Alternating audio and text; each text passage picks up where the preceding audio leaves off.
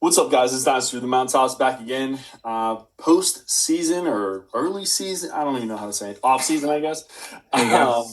I think it's the first one we've had since the Super Bowl. So, second one, I guess. We had the Super Bowl issue, the Super Bowl show. I don't count the Super Bowl show. This is our first off-season episode. Let's roll with it, sir. How are you doing? Thank you. Thank you for clearing that up. Of course, my amazing co-host, Jeremy. How are you tonight? I'm doing fantastic. I am doing better than I thought I would be doing without football, but Dynasty is a forever going aspect, and right now I'm focused on the combine and focused on free agencies. So should be a fun few weeks here. Yeah, absolutely. And one thing we should be focused on is the first thing we're going to talk about. Great segue, by the way, for you. Franchise tags. Getting up and running this week. We already have one we'll talk about in just a second, some other potentials and as well like that. Rookie QBs, we're going to dive into the top 6, I believe it is, a little bit more in depth. And then North wish list. We talked about the wish list 2 weeks ago with the East. We're moving on to the AFC and NFC North this week. So pretty excited for the show here, and let's get started. On franchise tags, we have one actual tag so far, from what I understand. Jeremy, you were kind of my news for this because for some reason I wasn't able to find anything. But Kyle Pitts, tight end for the Atlanta Falcons, is franchise tagged. Everyone was kind of expecting this, especially with Stefanski coming in and how well he did with Njoku and Harold Fannin. And I'm excited to see what Kyle Pitts is going to do with this offense, but obviously it's kind of like a prove-it year, I feel like, before he actually gets the full contract. What's your thoughts? Yeah, I think you nailed it on the head. But this franchise tag is going to cost them roughly around $16 million. So they're gonna pay to see what kind of impact he is going to have. I'm really looking forward and excited toward Kyle Pitts this upcoming year. I think last year was signs of what he has potential to do. And a low-key signing, the Falcons signed Kevin Stefanski. And if we all can recall what he did in the tight end market for the Cleveland Browns, I'm looking forward to seeing what he can do with Kyle Pitts. So I'm wheels up on him. I have him in 2 of my dynasty leagues, and I'm looking forward to seeing what kind of numbers he outputs. No, absolutely. I'm excited to see what happens here. He had a nice year last year, obviously number 2 tight end on the year.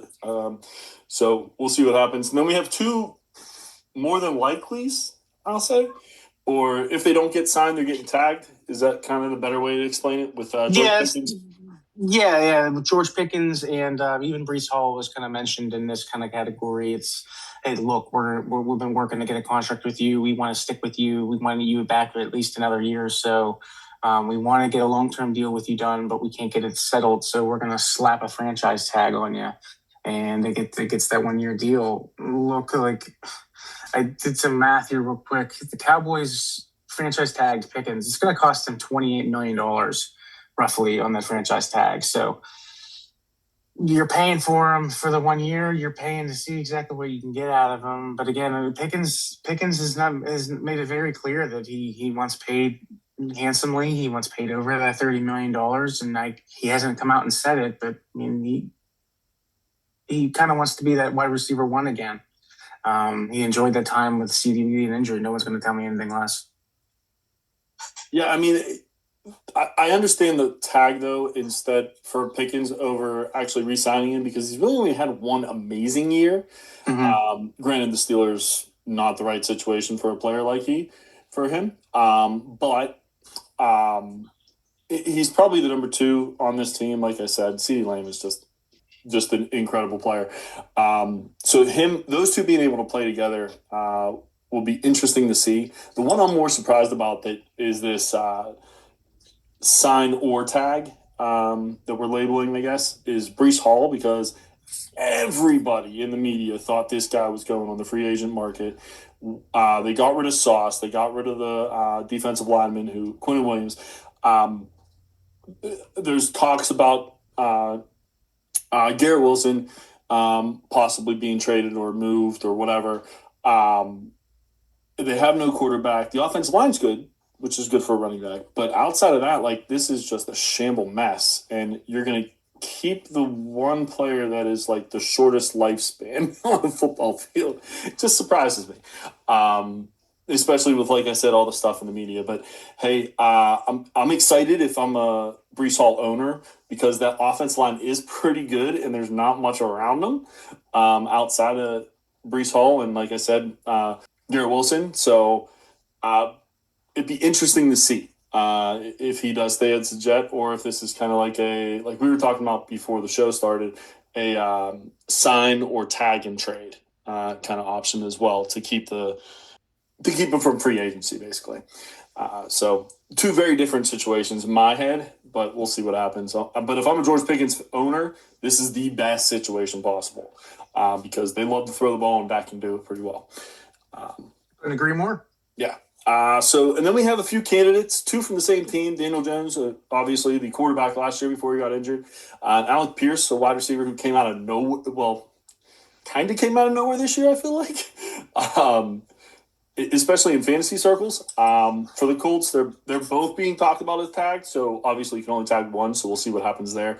Kenneth Walker, because of Zach Charbonnet's injury late in the playoffs, first game for them in the playoffs, is sounding like he's going to get tagged or re-signed. I'm assuming the tag because it's a 1-year deal for Zach Charbonnet. We'll see what happens after that. And then one other person who is unlikely to be tagged, but there's a possibility, is Travis Etienne. Him without Lawrence and Lawrence without him just doesn't look right to me. Since I was a Clemson fan when they were rookies together, so it just kind of doesn't make sense. So hopefully that'll get figured out as well. Out of these four, do you think there's one that's a kind of like the other three, a guarantee that's going to happen, or do you think there's one that's more exciting, I guess? The one I don't think that's going to happen at all is Kenneth Walker. I think they either get a deal done or he walks. I don't think that they put the tag on him. Daniel Jones is one that would be interesting to see how they play this one out, because they want to sign him to a long-term deal. They came out and said that, and then he blew his Achilles. So what do you do with the quarterback there? Like, how do you handle this situation? Because you want this quarterback to be your franchise quarterback, and you're content with him, but now he's coming in with a massive injury. So franchise tag and giving him a 1-year deal, perhaps, maybe, to see exactly how he is post-injury, and then signing one throughout the season. Maybe that's something they can handle. But these teams have until March 3rd to make a decision. So it's next week. Yeah, which I can't believe March is already next week. That's kind of crazy. Thank you for telling me that, because I forgot. I was like, oh, they got all the time in the world. No, they don't. Yeah, Tuesday. Tuesday, March 3rd. Yeah, right. Next Tuesday. That's crazy. Less than a week away. So it's going to be interesting to see what happens throughout the tag season. But the more important thing, in my opinion, and I love the offseason for one reason only, especially from Super Bowl to end of April, is draft prep, draft talk, all kinds of draft prospects. These guys are going to be the greatest of all time, and none of them really pan out that way. But it's fun to talk about it like that. So we're going to talk about a different position each week, or each 2 weeks coming out here every other week. And first off, we're going to start with, of course, the rookie quarterback prospects. And there's really no other place to start than the number 1 overall pick. I think already happened. Fernando Mendoza from Indiana, Heisman Trophy winner, 2025-26 national champion. Projected number 1 overall pick to the Raiders, 6'5", 225 pounds, absolute ideal size, mobile pocket passer, and his comp that I saw, at least, was Jackson Dart. What about you? Yeah, I would also consider him, because he does have that pocket. He does have that mobile presence, so I would give you some credit on the Jackson Dart. I also gave him a little bit of Jared Goff, just because of his ability to operate high-level structured offenses, his precision, his anticipation with the ball. I would kind of go with the Jared Goff as well in regards to comp. But he does see the field well. He has fantastic ball placement. He's poised in the pocket as well. So, I mean, he definitely can stay within the pocket and be that gunslinger type like Jared Goff. without also being a mobile quarterback like the Jackson Darts. And he definitely has a history of playing in some big games here, doesn't he not? Yeah, just a few, for sure, especially with the extended system this year. Yeah, you said ball placement. My biggest thing for him was like his back shoulder throw looks like Rodgers. Not saying he's playing as good. He'll be Aaron Rodgers. Not saying that whatsoever.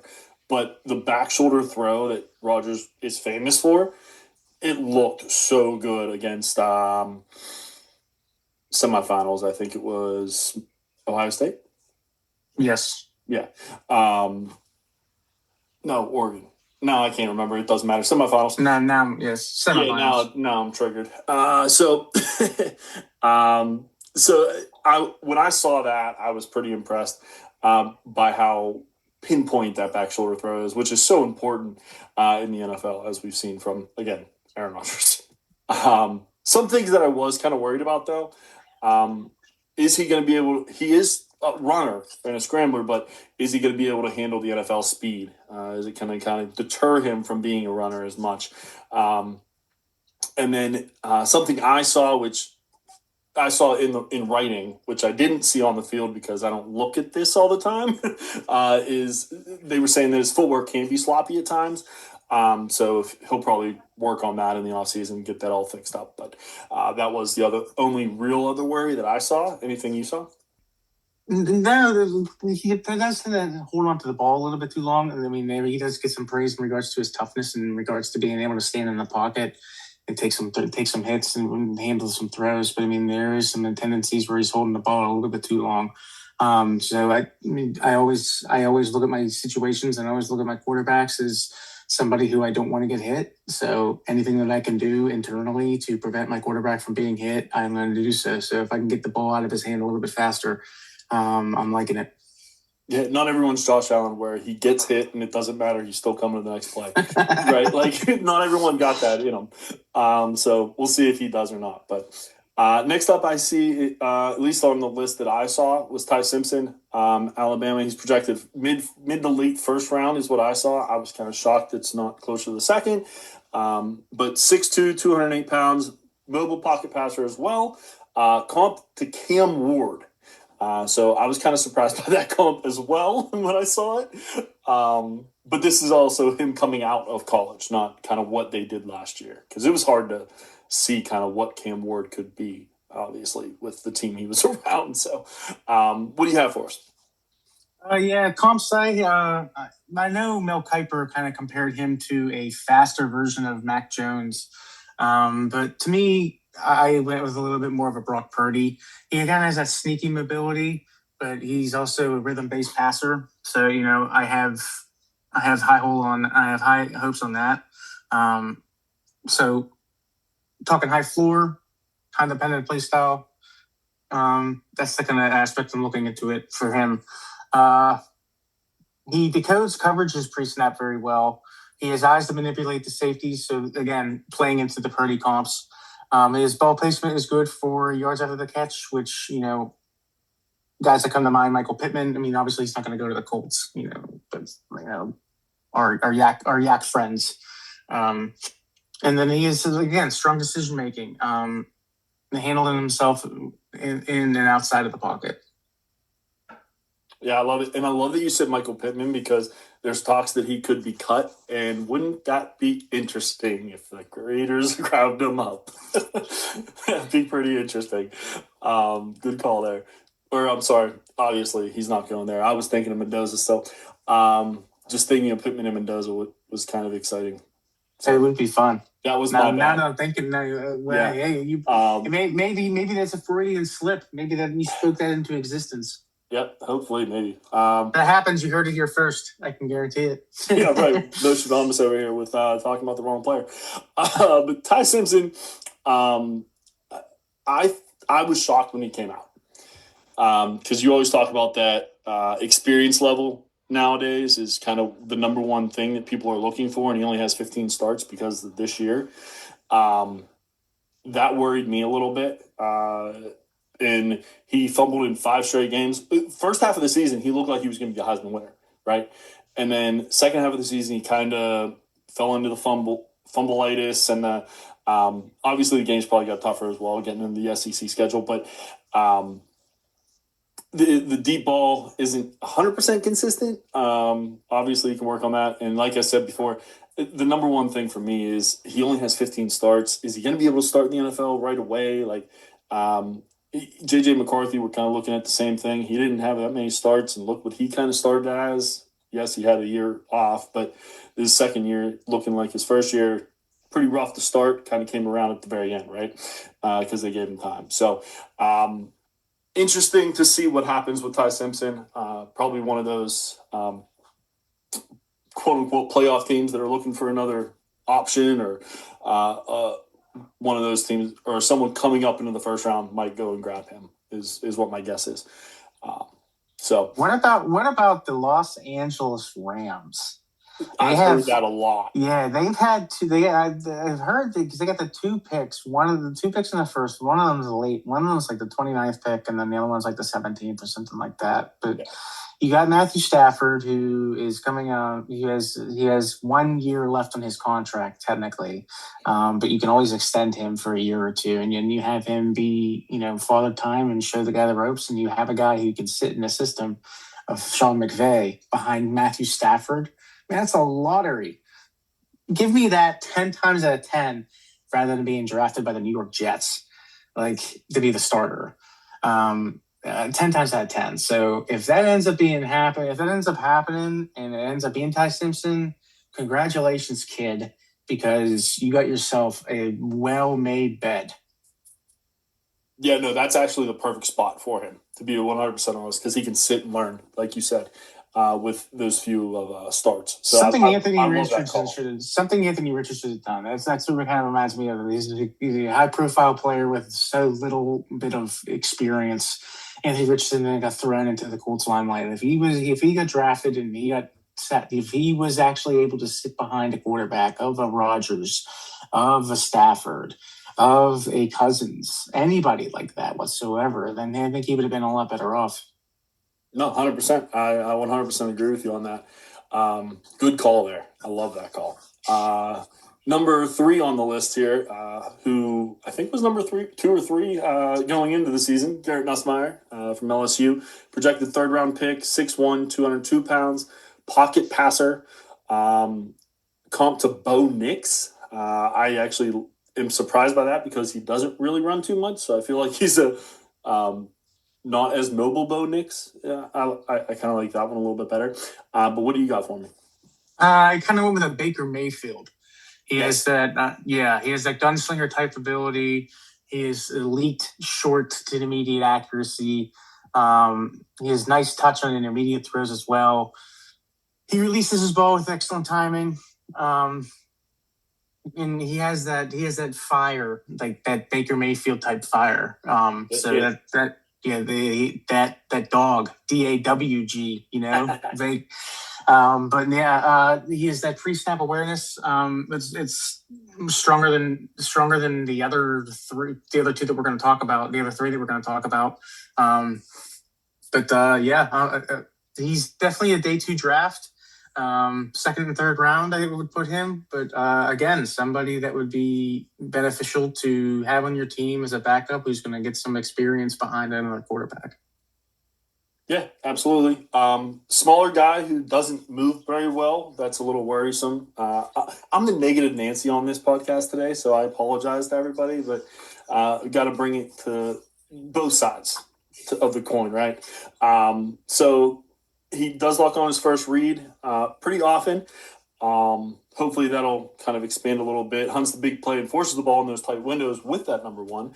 And then can also be fooled by the defense that shows disguises, which, I mean, defenses in the NFL, who doesn't show disguise at this point, right? And then, except for Houston, of course. And then pocket movement isn't great. Like I said, he is a pocket, like we said at the beginning, he is a pocket passer. He's not moving very much, a la Cousins or, like you said earlier, Jared Goff kind of thing. That's why I was surprised that it was the comp that I saw was Bo Nix, because he's moving a lot more than that. So maybe he has that in him, but From what he's shown to LSU, it didn't seem like it. Next up, we have Carson Beck, runner-up of the national championship, I'll say. Projected third-round pick out of Miami, and then previous Georgia. 6'4", 220 pounds, pocket passer as well. Comp to Aiden O'Connell. We're going to skip that. Hopefully you have a better one. Yeah, I'm actually going to take the side of Daniel Jeremiah. He kind of compared him to Eli Manning. I like that a lot better than Aiden O'Connell, because I actually like Carson Beck a lot and have for a while. Yeah, Carson Beck, I think 1,000% relies on landing spot and opportunity. But I'm excited for him, if you will. Yeah, I'm going to go with Eli Manning as a comp here. I love that call. Yeah, he's great. He has great pocket awareness. He has great pocket awareness. He has strong ball placement. He has fantastic decision making. Honestly, great processing speed against any type of defenses, either pre-snap or during getting his head ripped off. And he like Mendoza has some history of playing some big time games. He has a little bit more of a college resume under his belt, just because of the timings that he's had and the career he's had. But he's had a history of playing some big games. Yeah, I mean, for me, the pocket awareness is the one that is what I like, because even when there's stuff going on around his feet or near him, he's able to keep his eyes downfield, right? To still be able to make that big play or that intermediate throw. But the deep ball is inconsistent. Mobility is limited, as we talked about before. He's a pocket passer. He's not going to move too much, although national championship looked pretty good, but no one was expecting it, so that might have been why. He still showed some inabilities to read some coverages in the national championship game during the playoffs. Mm-hmm. And he did, he definitely can work. He is one of those mobile quarterbacks, in quotes, mobile quarterbacks, but he's got to be able to throw the ball a little bit more off target when he's running and rushing, and that's something he needs a little bit of work on as well. So I won't let you be all negative. I'll agree with you on some negativity. Yeah, and also for me, this is the kind of guy that I think could have a chance to start the first year, because he's had so much starts in college for two huge programs in Miami, and UGA, Georgia. Not getting too much bigger than those two, right? Maybe outside of Bama and Ohio State. Pretty big names there. So, and he's always been in big games as well. Like we said, he's been in the playoffs 2 or 3 out of the 4 years he was in college. Always in big games. So I like that coming out of college as well. So someone could get a steal here. We'll see. We're going to kind of wrap in the two together. So I'm going to go through their quick stats for both Cade Klubnik and Drew Aller, and then I'll let you kind of talk about both of them a little bit, if that's all right. So Cade Klubnik out of Clemson, projected 4th round pick. If you were listening at the beginning of the year and missed the season, you would think he'd be the 101 coming out right now, because that's how everyone was talking. But Clemson had a little rough of a year. So projected 4th round pick, day 3 guy, 6'2", 210 pounds, mobile pocket passer, has wheels. For sure. Comp to Michael Penix Jr., which, again, I was kind of surprised by, because no one really says Penix has wheels. So when I saw that, I was kind of surprised. But I do like Michael Penix, so obviously I like Cade Klubnik as well. And then for Drew Aller, coming out of Penn State, projected 5th round pick, 6'5", 235, absolute prototypical size. If you look at a quarterback, you just put these guys in a line, you would pick him out of the lineup pretty much, him or Mendoza, right?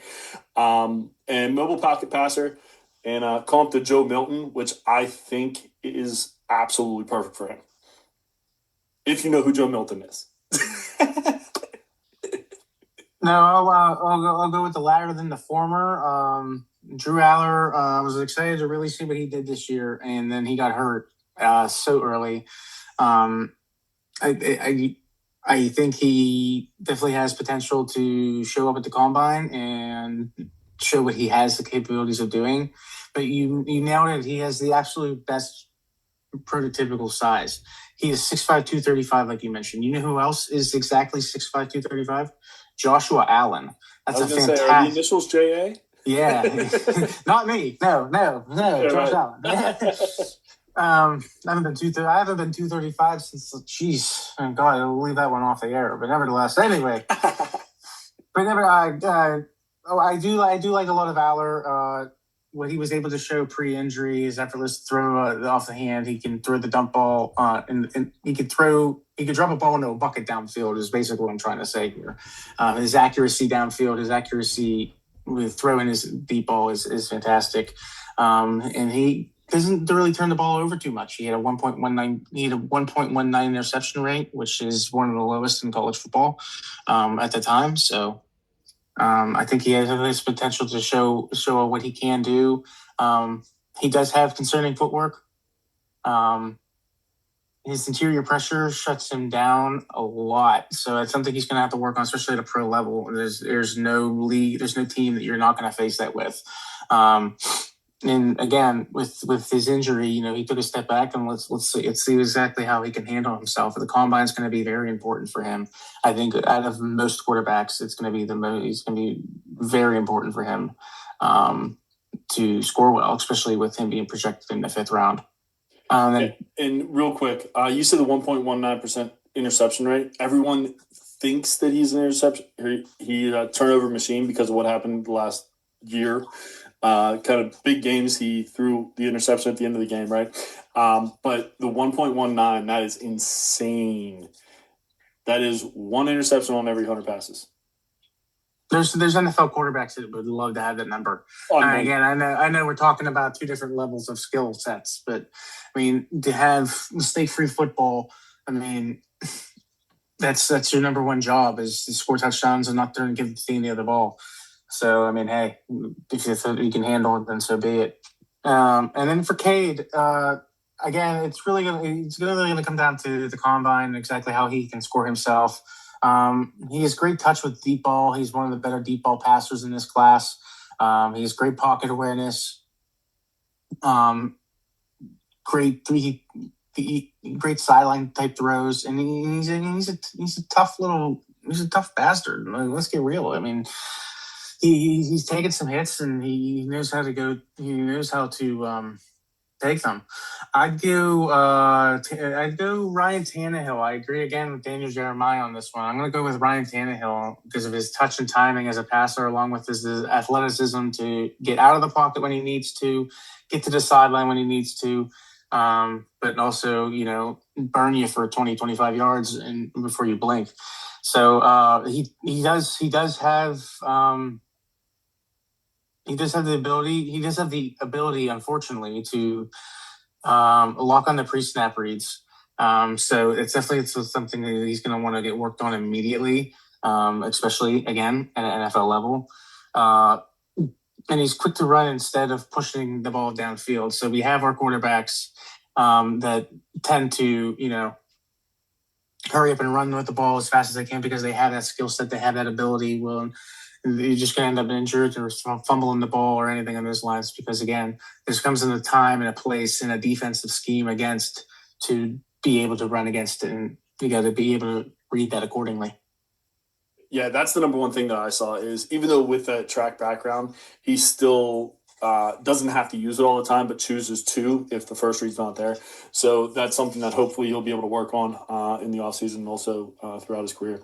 But I'm a big Klubnik fan. I think it wasn't necessarily him. It was the whole team that just kind of fell apart this year that made him look a lot worse. No big wide receiver on this team from what I recall or really am hearing about it in the draft talk. So I'm a big fan of his, like I said before. So I'm hoping him and Aller, to be honest, but hoping both of them can come out on the combine and kind of make a name for themselves again, like they did in 24. And that's my biggest question is, do you think it's going to be because of how bad their 25 was, do you think that's going to be the last thing we see? So that's kind of what everyone's mind is, or do you think because of how good they were in 24, the promise that they showed, the potential that they showed, if these two would have both come out in 24, they would have probably been one of the top quarterbacks drafted, and we might not even have been talking about Jackson Dart in the first round, Cam Ward number 1 overall. Like, that's how good they were in 24. So, and that's why everyone was excited about this 25 class moving forward, or 26 class, excuse me. But yeah, what are your thoughts on that? Do you think the potential that they showed is going to outweigh what they actually showed this past year?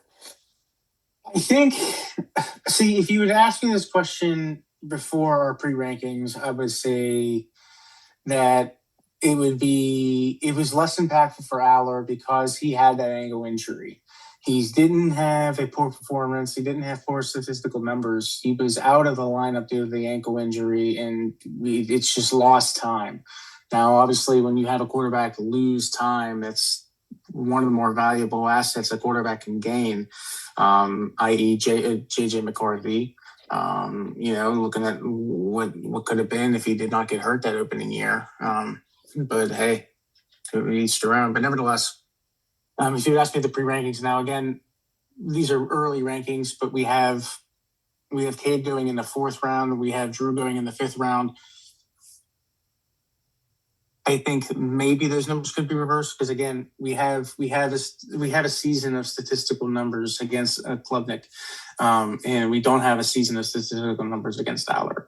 So I think that's the only thing that's going to really impact them. Yeah, I mean, the good thing is these two both started when they were freshmen. Like, they've been starting for a while, so we've seen them.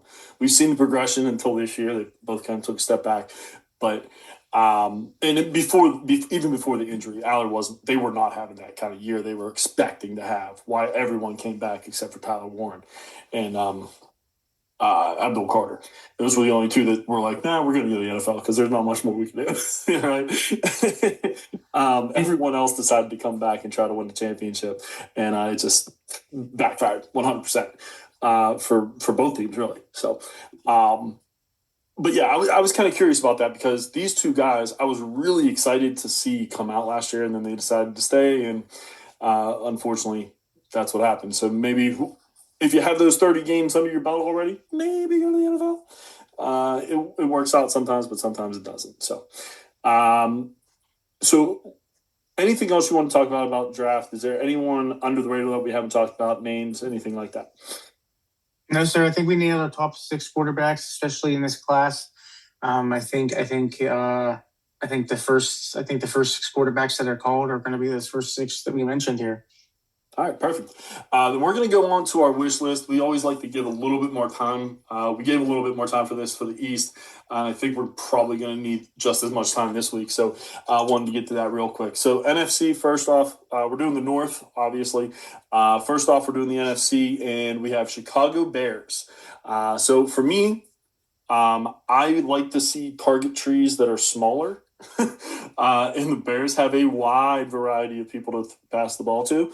So I'm hoping that they trade DJ Moore just to make Luther Burden a little bit more important, make Colston Loveland a little bit more important, and then Rome obviously being that number 1 guy even more than last year. So that's where I went with this. And again, I'm going to talk about a lot of fantasy-wise, kind of that bias, and then Jeremy's going to talk a little bit more NFL, if that makes sense. So what do you think about that, though, the trade DJ Moore? I know monetarily it doesn't make sense for anybody to do that.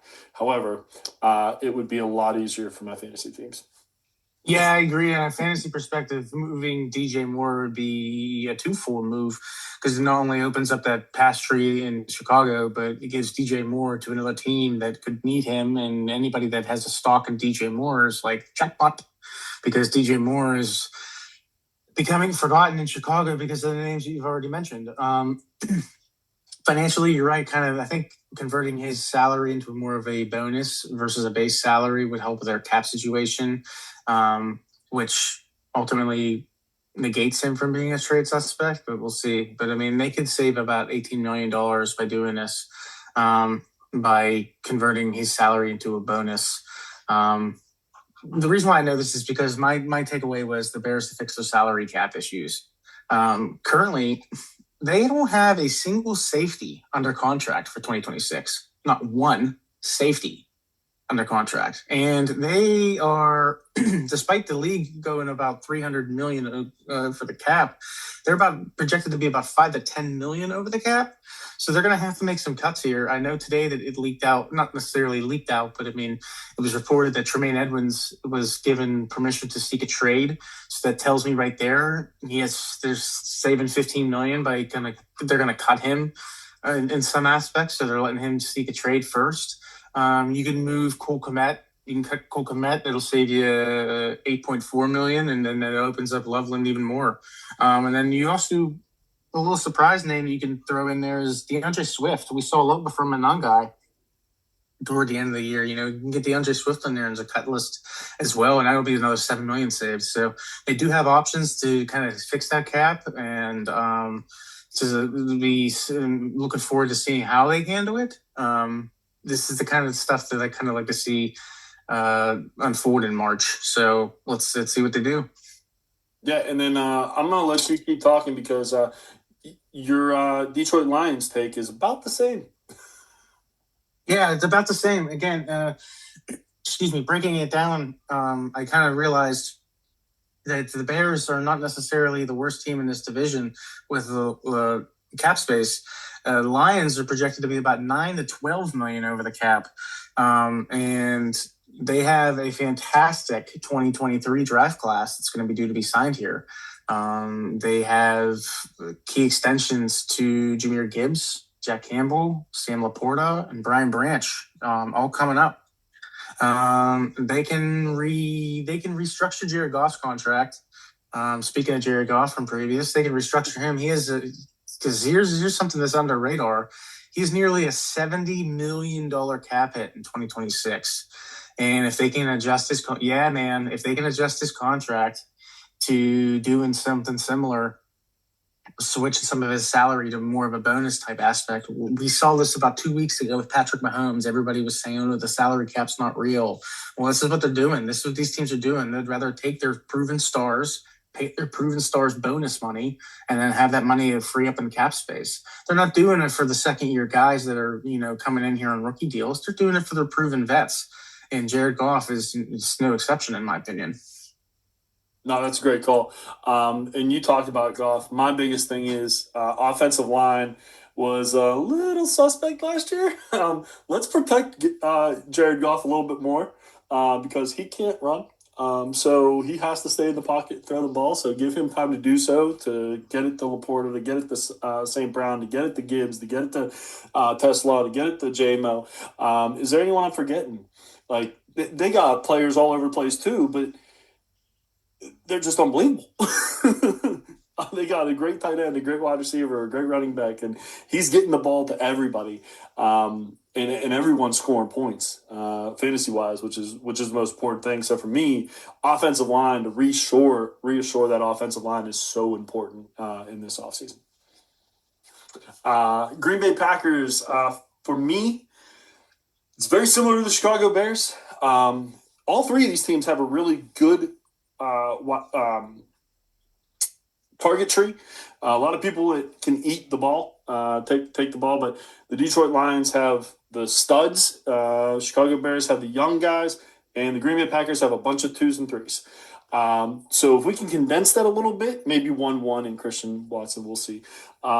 Still, jury's out on him, I think. But if we can decrease the target tree a little bit, bring Tucker Kraft back, that helps for sure, because he's kind of the alpha in that offense from what I saw last year until he got hurt. But if we can get more targets to fewer players, that's what I'm looking for in fantasy for a lot of this division, or a lot. Basically, this entire division is loaded with players. So that's my biggest thing. No, I fully agree. As somebody who has a shotgun blast worth of pass catchers of Green Bay throughout my various leagues, I'm with you. Like, let's free it up some. Let's hope the rumors are true and Dobbs leaves. opening up a little bit more space for Gordon or somebody else. Who else is in there? But yeah, let's take a look and see what's going on. Mine, I'm gonna flip the coin here. I'm gonna go in a little bit more of a defensive side.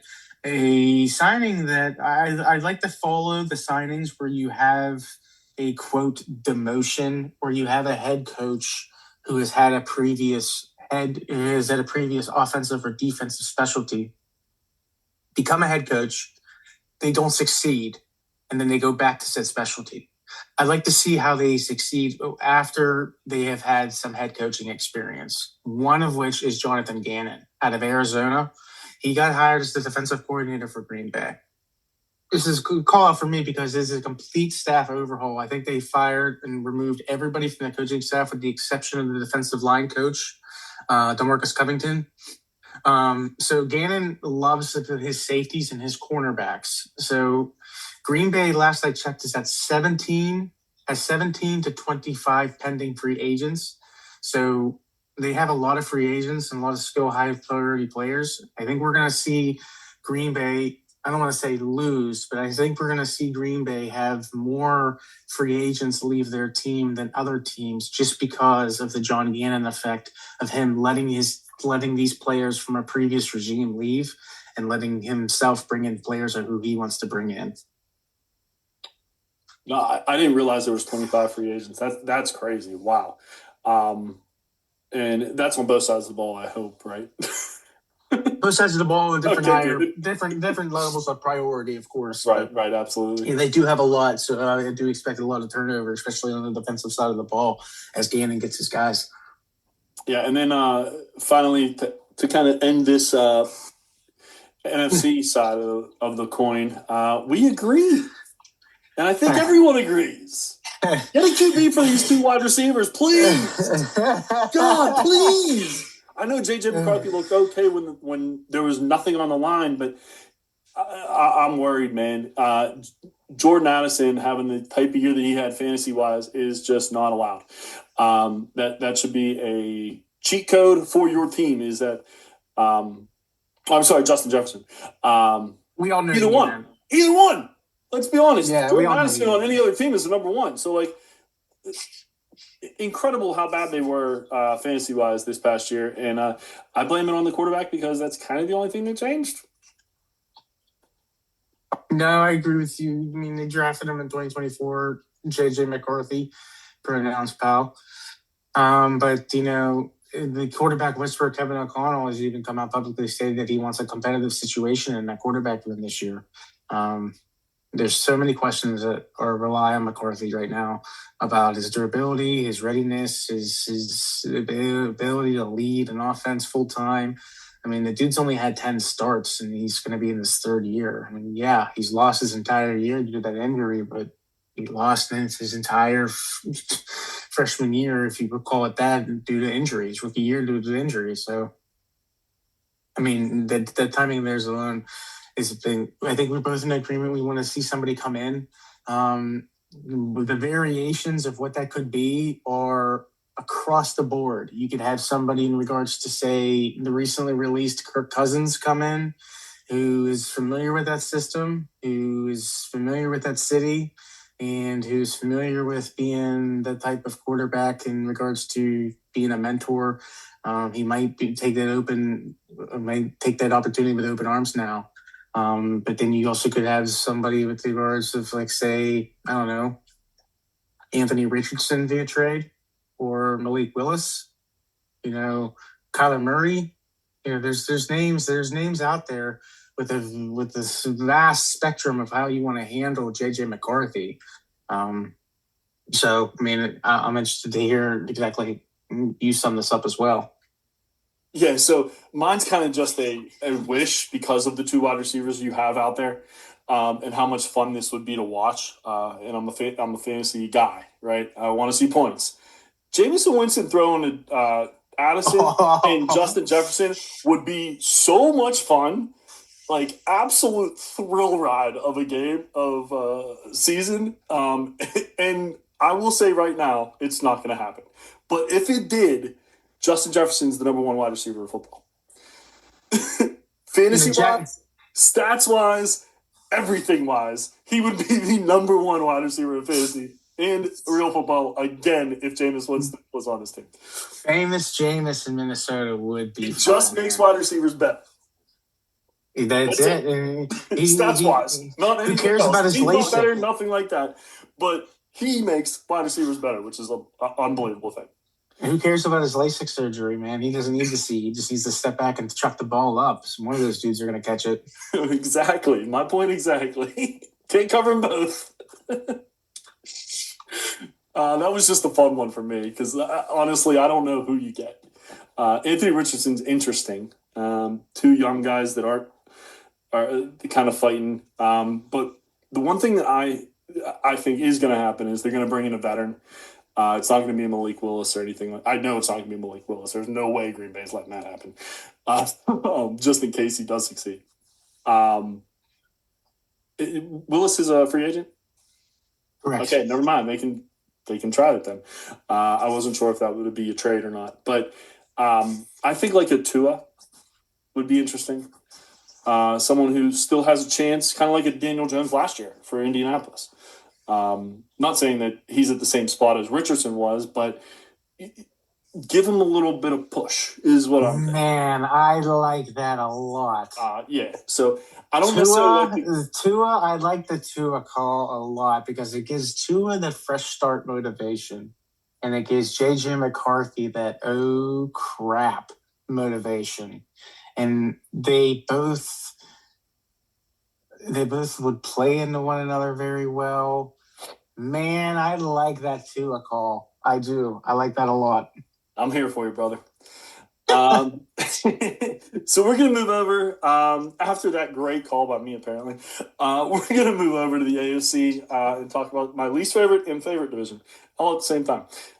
So we're going to talk about three teams that I don't like and then one team that matters. So first off, I'm just kidding. First off, we got the Baltimore Ravens.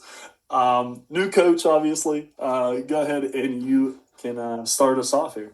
Yeah, similar situation to talking about the Jonathan Gannon aspect, but this is a full coaching regime. For the first time, and us AFC North fans can appreciate this, for the first time in 18 years, the Ravens have a new head coach. The Mike Tomlin aspect is overshadowed because, and rightfully so, because the Steelers have such a good track record of having less coaching turnover. But 18 years, man, they've had the same regime under John Harbaugh. So we got Jesse Minter coming in here. He's the former defensive coordinator, and he's bringing in his own staff as well. So we're gonna have a completely new coaching staff for a rumored to be kind of frustrating to deal with franchise quarterback, and Lamar Jackson. So curious to see how this is absorbed. New coaching staffs and a complete coaching staff overhaul for a team that's already been somewhat successful. Let's see. I'm curious to see it unfold. Yeah, me too, honestly. It's interesting that Harbaugh's not going to be on the sideline when they play on Sundays. Kind of crazy to me. But for me, and this isn't the last time you're going to hear me say this in this division. Shocking. They need to find a legit wide receiver too, or another wide receiver B for Zay Flowers. Zay Flowers is a good wide receiver. Very good wide receiver. I think he was top 12 this past year. Very under the radar top 12 in fantasy. I was surprised by that. But if they can find another wide receiver, and I threw out there a veteran, Calvin Ridley, not have to be the number one anymore, someone who could play off of Zay's targets, but still Calvin could go down the field a little bit and do his thing as he does most of the time, and not have to be the number one focal point on an offense. I think that kind of works out really well. But a number two wide receiver is so important for this team because it'll open up Zay more, it'll open the run game more, and it'll also give you another option in the pass game because me personally, I'm not a Rashad Bateman guy. No, me neither. And to be honest with you, he's one of those ones that is so quiet. Like, I think you could pick him up on some waiver wires, honestly. He's and knock on him, you could chalk it up to the scheme and the way Lamar Jackson was so mobile, but yeah, it's not going to be Bateman. And Flowers definitely can show that he has the capabilities. But if you can get somebody to be the Yang to Flowers Ying, the Ravens could be some serious trouble. Yeah, absolutely. And I mean, you still have Derrick Henry behind him, so that's not going anywhere. And Lamar's getting older; he's not going to run the ball as much. We've seen that recently. He started to come out of the pocket or stay in the pocket a little bit more, run out of the pocket, but not run forward. If that makes sense. So now he was hurt a little bit last year, so that might have been the reason. But he is getting over 30. It slows you down a little bit. As we both know. And next up, we have Cincinnati Bengals. For me, number one priority, and I am talking fantasy, so I will let you talk about the real life. But fantasy-wise, please protect Joe Burrow. Like, he is the whole part of this offense that matters. And if he's not there, Jamar Chase had a fine year. Like, he had a really good year, right? Top 5, I think, wide receiver in fantasy this past year. But it was not the type of wide receiver year that we're used to seeing from Jamar Chase. It wasn't. T. Higgins had a rough year. Chase Brown didn't start getting hot until maybe the third game of Joe Flacco. Like, so second half of the year, he was on fire. Like, all of this runs through Joe Burrow, but you can't keep him healthy every year. It just baffles me. No, honestly, as a Joe Burrow fan, real life, fantasy life, everything. As a Joe Burrow follower, as a Joe Burrow fan, you've got to protect him. If for the sake of the podcast communication, I went with a different route, but one could argue that we could have went a half season on this one and protecting Joe Burrow. You cannot draft a quarterback and have your franchise built around a quarterback that doesn't have 2.5 seconds to throw the ball. Like, he's made as many adjustments. He's one of the fastest out of the pocket. He's one of the fastest pocket passers in the league. He's already made the adjustments from his LSU time, but he still is getting sacked an absurdly amount of times. So the offensive line, in my opinion, is a fantasy aspect and is a real life aspect. Needs to be a very high priority for the Cincinnati Bengals. If I had to say something else, which I didn't have to, but I will, I'll go in my soapbox for a little bit for the absolute putrid unit they call a defensive unit in Cincinnati. The defense is the team's undisputed top priority in getting this fixed. They have allowed 31 plus points in 7 games. 7 games, 31 plus points against. They got to fix the pass rush. They struggled to generate pressure, especially when Trey Hendrickson was out, and they need to focus with him not being there. Hopefully he is a tag and trade or just a flat out walk at this point. I think that relationship with the Cincinnati Bengals is over. They need to bolster that front seven. The team ranked dead last in rushing yards allowed. They are rumored a top landing spot for Devin Lloyd out of Jacksonville, but they also need a massive run stuffer if they get fixed in the draft. And then they also need to fix that secondary. Their safety, Geno Smith, is a free agent. See ya. Bye. And at the linebackers, see ya. I don't know where you're going to go. And at the linebacker safety group, they were very poor against tight ends. If we can recall, how many times did we make the joke about play your tight ends against the Cincinnati defense? Well, there's reasons behind that. That secondary is putrid, as well as this defensive unit. So hopefully they take this draft and they take this draft seriously and they take this free agency seriously. They have a substantial amount of cap. I want to say they definitely have, I'm going to say the most cap out of the 4 teams in the AFC North. They have close to $60 million in cap space. So use that toward defense, use that toward building up that defensive.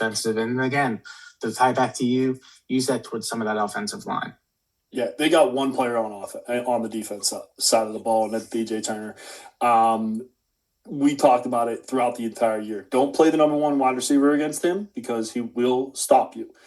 But everybody else is fair game, like everybody else. So, yeah, absolutely. Defense is an absolute NFL priority. But please protect Joe Burrow. Like, it'd be nice if he played two consecutive years for the full season. That'd be awesome. Yeah. That'd be really nice to see. So even as a person who does not own a Joe Burrow stock, still would be nice to see. Moving on. Cleveland Browns. We'll let you go first on this one because when I saw this, I laughed. Listen, laughed. All right, so maybe I can twist your arm. I'm in the minority on this one, but I think the number one priority that the Cleveland Browns should focus on this offseason is trading Myles Garrett. You are going to get an all-time high. No matter what Myles Garrett does this year, he's not going to top what he did last year. His focus now is Super Bowls. He wants out. He's not going to win a Super Bowl with the Cleveland Browns. You can get an absolute massive draft haul. A trade would probably likely command something very similar to a Micah Parsons plus. So you're talking 2 first-round picks plus additional assets that Cleveland does have that they could fork over as well. The package that you could obtain could either be spaced out in a 2-3 year span, or you can front load it all for this year and it can completely just accelerate any type of rebuild you have going on. They too have a new coaching system coming in. They lost Schwartz, the defensive coordinator for Cleveland, and him and Myles Garrett were 2 peas in a pod. So you have now this disruptive aspect in the defensive scheme. You can start off with a clean slate. It would be a hard reset on that defensive in a hopefully post Deshaun Watson era under Todd Monken. So I think now is the absolute epitome time that you could sell him. Now, coming off the absolute record-breaking year that he had, coming out of a city and coming off of a franchise that you know is not going to be successful in the next 3 to 5 years, coming out of several interviews where he says that he's already hit the sack record, he's already hit Defensive Player of the Year record, he's already hit all kind of defensive rookie or defensive award winnings. He wants a Super Bowl. He wants Super Bowl MVP. Everybody knows, including Myles Garrett, it's not going to happen with Cleveland. So I think it would be for everyone's sake, including the franchise's sake, to move Myles. So all of that he says he wants this, he wants that. He had a chance to do that last year and he didn't. So I don't take his word for that because he went with the money and not the actual what he says he was going to do. However, this is exactly what I said about TJ Watt last year, where I thought you could get a haul for him. And the Steelers are in a little bit different of a situation than what we ended up with, obviously, with getting Rodgers and getting all these older players to try to push for one quickly. But before that, TJ would have been a great move. And I think the more you say trade Myles Garrett, the more I agree with you. However, they had that opportunity last year, and he ended up signing for a record amount of money instead. So I love the idea for the Browns, but then you're literally at bare bones. Who's your best player on the team at that point? Denzel Ward? Yeah. Probably. I mean, maybe defensively. Maybe Harold Van on offense, but like they got nothing at that point. So it's interesting. That's definitely interesting. For me, speaking of the offense and saying Harold Finn's their best player on their offense, they need number 1 wide receiver, flat out. I think the perfect place for Brian Thomas Jr. They don't have a quarterback either, but this is not the year to go and find a quarterback. So I do think Brian Thomas Jr., young player, never really has figured it out with Lawrence. I know he had that great rookie year. Most of it was with Mac Jones. We continually say that. And give him a fresh start. He's a good wide receiver. But with Jacoby there, with Parker Washington showing up the last few games, and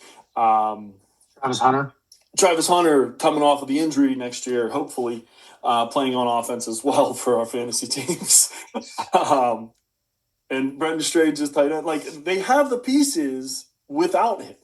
So you could get a haul for him. Not that he had a great year, but you could still trade him because he's a young, good wide receiver, and he's shown it before.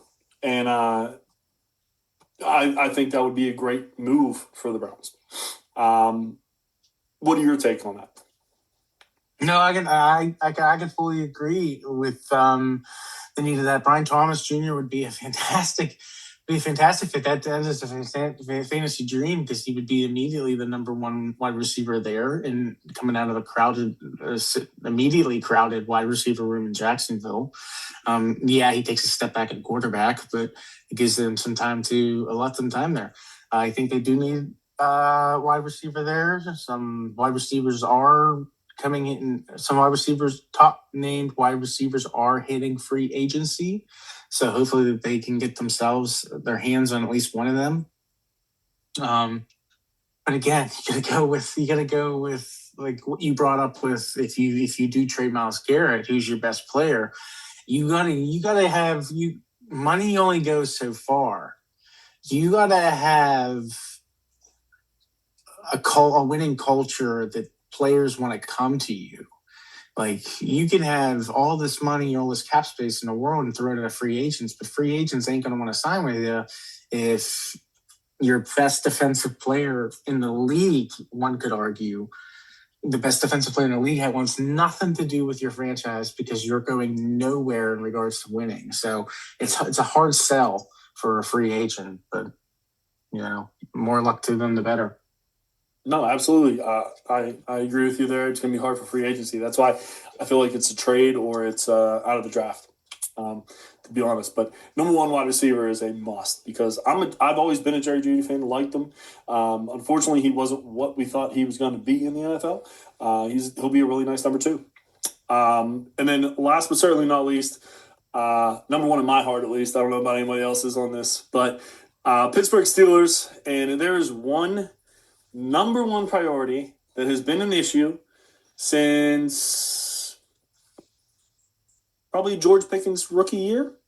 Yeah. And that is find a number two wide receiver for this offense.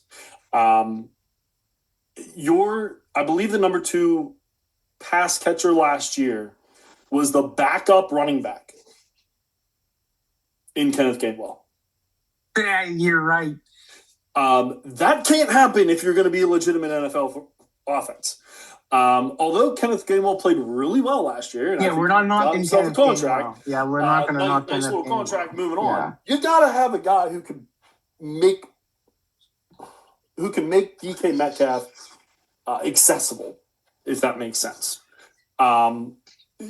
Someone to take a little bit of pressure off of DK because DK didn't just lose it in 1 year. And he actually played okay down the stretch, it seemed like, before he got suspended. If he has another guy like he always had in Seattle with Tyler Lockett, possession receiver, he can go and do his thing, in my opinion. And that's why I like KC Concepcion out of, I think it's A&M, Texas A&M, and also Malachi Lemon out of USC. So those two smaller guys to play with a monster that is DK Metcalf, and Denzel or Darnell Washington as well coming out of the tight end slot. I'm sure is not moving anywhere. You got Freiermuth still, and then hopefully Gainwell stays. We'll see what happens there. But a lot of that opens up your offense a little bit more. I feel like two fast guys that are can be possession guys, short slants, stuff like that to get first downs. You know what I mean? Because that's one thing that you are missing on this offense, in my opinion, is that quick slant guy. The other one that I think you might have said, if you want to go ahead with him, were you the one that said Michael Pittman or did I? Yeah, I said Michael Pittman earlier in regards to him being a yak type player, but that was kind of a segue to this one. Yeah, Michael Pittman, I think, take a step back, I think you nailed it 100% on the head. I think we are in agreement here, first off, that the wide receiver 2 is the number one priority. But I think you nailed it on the head in regards to the style of the wide receiver that they need. They need that short, burst, quick slot wide receiver You went with, excuse me, you went with the draft class. Fantastic, because we do have some draft capital to do that. And I think if we are able to draft a well-known wide receiver prospect in this city, I think it's going to have a very similar reaction to what Matthew Golden had last year in Green Bay. I think the city's going to pop off and he's going to be welcomed very warmly. But if you decide to nix the draft and you want to go free agents, Michael Pittman is one that comes to mind if he ends up leaving Indianapolis. And know he was a big cut candidate, especially because they can't pay both Pittman and Pierce. Is the issue with Indianapolis right now. So they need to make a decision before March 3rd, what they want to do with Pierce and Pittman. So rumor has that Pittman is a cut candidate. Pittman would be fantastic with Aaron Rodgers. Like, that would be disgustingly too much of a cheat code.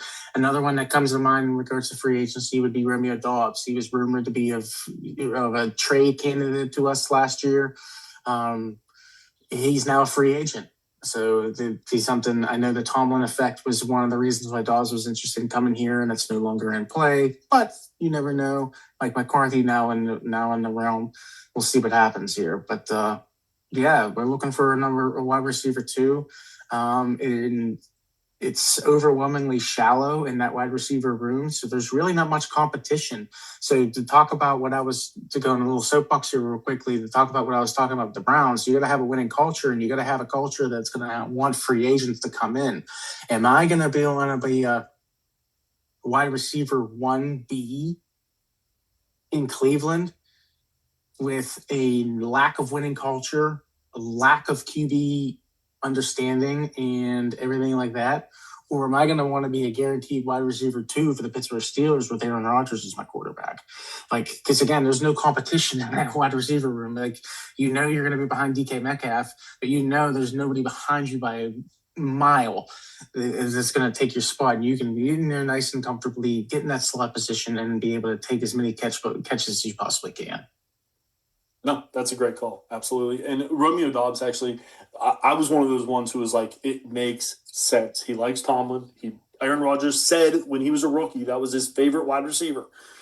It was his favorite wide receiver in camp. So I thought it made 100% sense for him to come over, especially with a DK there as well. So I like that call there. Doubs would be a perfect number 2. And it helps out the Green Bay Packers on shrinking that target tree, which is great. So great way to put this all together here. So next week, obviously, we're off. We're doing every other week for a while here until I think training camp at least. But in 2 weeks, we're going to come back, and the combine's already going to be over, which is absolutely insane. And we're going to have those results, who moved up in our eyes, and other things like that. And then we'll talk about rookie tight ends. Yes, there's not too many, but we will talk about the ones that matter. South wish list as well. That's the Atlanta Falcons, Carolina Panthers, Houston Texans, Indianapolis Colts, Jacksonville Jaguars, New Orleans Saints, Tampa Bay Buccaneers, and Tennessee Titans. That is going to be an interesting wish list, to say the least, with those 8 teams, maybe except for Houston. In Jacksonville, yes. Oh. Well, no, I mean, all those other teams are 500. Right? You mean the London Jaguars? Well, hey, the Jaguars actually had the best record out of all these teams last year. So we'll see. Yeah. We'll see about that. We'll talk about the wish list there next week or 2 weeks for the South. Unless you have anything else, we're gonna jump out of here, man. No, I'm ready to jump. Let's get jumping. Right, let's get in our parachute. So for Jeremy, I'm Mickey. This is Dynasty of the Mountaintops. Check us out on Apple, Podbean, YouTube. Also, check us out on socials at dynastymttops, Blue Sky, and X. And shoot us an email, dynastymttops@gmail.com, for any comments, show ideas. What did you think about the podcast? What are your wish lists for the AFC, NFC North? And did we miss anything on the quarterbacks? What do you think about that? So shoot us an email there, or hit us up on socials. But again, for Jeremy, I'm Mickey. This has been Dynasty of the Mountaintops. Have a great evening. Yeah, thanks for listening.